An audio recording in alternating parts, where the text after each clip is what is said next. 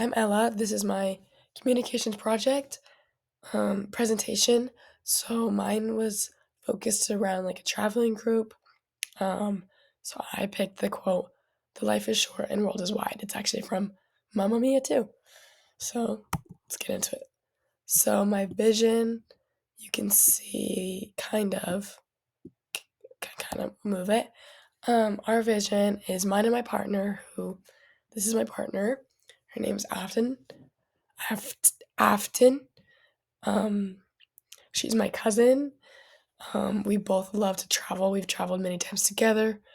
And our vision includes we have an effort. We want to create an effort to instill a love into a young audience for traveling and making it not only a priority, but to realize that it's attainable even at our age. It'll be like a book club style traveling, creating an agenda. So here's some pictures of us traveling, us together in Cabo, us together in Seattle, and then us together in Greece. Problem solving and adaptation. We noticed a couple hiccups along the way, and it was nice to learn early on kind of how to fix them. So first, timing location with each other. She lives in Utah, I live in Washington, not close together, so we couldn't really meet up all the time and do things together. Had to be when we were visiting each other, FaceTime, messaging, which seemed to work better for us anyway because we could sit longer with an idea and a thought. We could think about it. Yeah, it worked good for us. And then also we needed to actually learn how to cater to our audience, which was young adults. Young adults don't have the most stable lifestyle, biggest source of income, and that's why we're here to make it more attainable.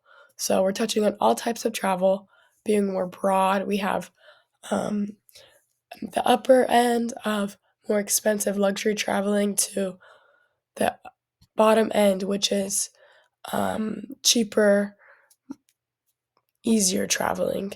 So we have a wider variety. We had to figure that out and adapt to that. Scheduling and meeting, again, with the group that we're meeting with, since she lives far away and the group, we're not all together, scheduling and meeting kind of became something that we had to figure out. So we stuck to more online, Zoom calls, social media type book club. So communicated online weekly. So our leadership style was definitely democratic. We ourselves are also participating in this activity, you could say, of planning book club style, a trip of or a opportunity to see the world. So a quote I found was they see themselves as guides rather than leaders. So instead of us being in front and teaching, we're doing it next to them with them. We want everyone to be able to leave this self-driven and self-reliant, and they're gonna achieve that by learning how to do this on their own.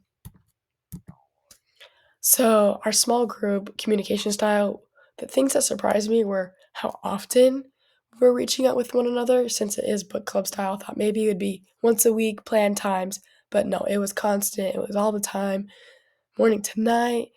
And honestly, it was really fun for me to get to know each other on a deeper level rather than just more of like an official meeting type. And it was very thorough. They weren't broad and just giving us small points. They were giving all the details, all the little minor details, and we became friends.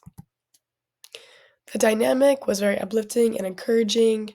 This quote that I found that I feel like not often, that resonated with us was the differentiation quadrant, lower left, they were talking about something else, describes individuals who feel unique and respected, but who also feel left out and not part of a group.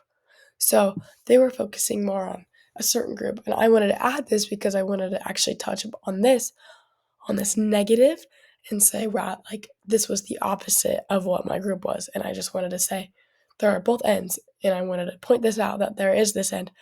But my group, you can see on the bottom, was more uplifting and encouraging. We were all unique and respected, but let's leave out the part of being left out. Obviously, those are all our unique situations, our unique trips. So we're all encouraging each other, and we all have our own thing going on that gives us a sense of belongingness. I forgot to change that heading, but basically it was logistics.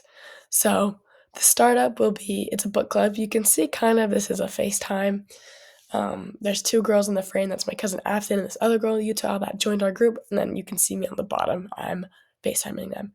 We were discussing where we want to go, just really broad aspects of our trip. In the middle, this is where we get into the logistics, actual planning. This is a pack your bags list that we used for a trip to Greece. And on the other side, it was an itinerary. And then the itinerary kind of gives you what you need to plan for, bring, how much money it'll cost, budgeting. So those things are basically what we focus on in developing in these book clubs. This is the outcome. This is a group that we went with to Greece. Um, it's part of the planned and participated vacations that come out of this experience. So, in conclusion, I think this was a great start off jumping point for our audience, um, and just experience in general to really learn how one travels for the first time, and if it's not the first time, how to travel alone, and if it's not the first time alone, how to do it well. Um, Traveling is something that a lot of people see as only for people who can afford it or have the time, but I think it really, if it's a priority to see the world, learn about different cultures, it can be something that we can all achieve at any age. And I really wanted to instill that, so did me and my partner. And I feel like we did a good job. And I hope to continue this further. Thank you.